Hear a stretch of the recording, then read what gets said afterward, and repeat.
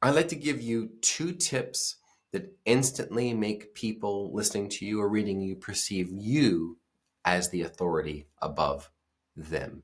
I'm Joshua Lisec. This is Daily Persuasion, and I am the New York Times bestselling author and co-author, ghostwriter of 97 books, and professional hypnotist. Through my unique experiences, I curate current events and teach you how to better influence the VIPs of your life and career.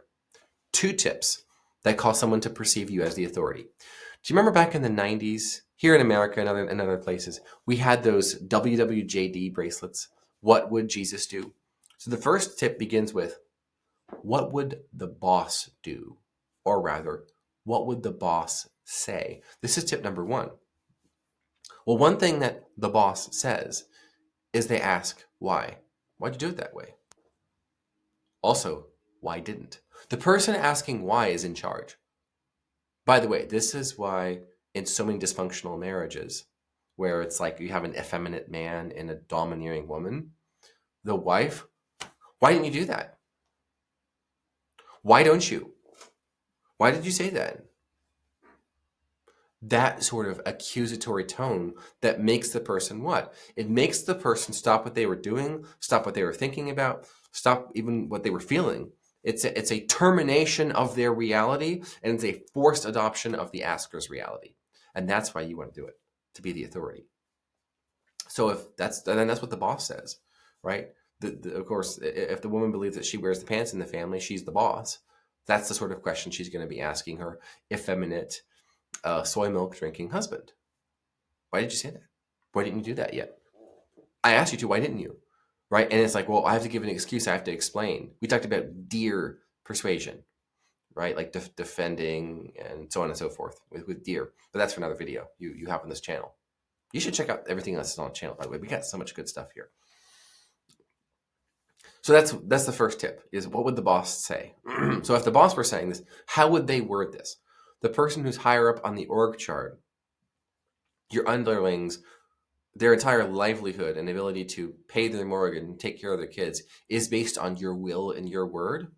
What would you say if you were the boss? What would you do if that was the case? That's the first, is set yourself in that position. Imagine yourself as the boss in the room and everyone looks to you, and you can ask your underling, why did you say that? Or why didn't you meet that deadline? And you can put someone in your frame to justify themselves to you. That's power. The second one is using down talk, even when you're asking questions. So this is up talk, but this is down talk. Often when people are using up talk, they're asking questions. What's the price on that? Notice when I say it as down talk, notice how different it feels. What's the price on that?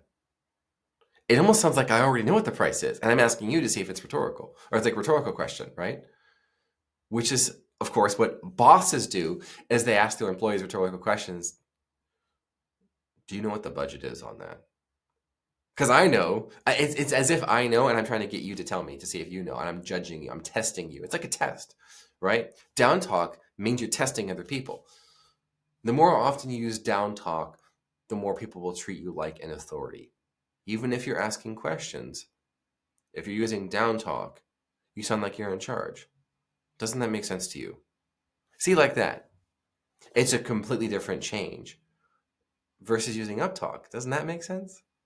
I'm sort of pleading my case, which is what the underlings do, not the boss. So you're going to think, what would the boss do? What would the boss say? So that's the first tip. Second tip is using down talk even when you're asking questions, because it forces the person to go, oh shoot, I should know this. And it puts them in the position of the underling, afraid of having the wrong answer or no answer at all. And that's how to speak with authority.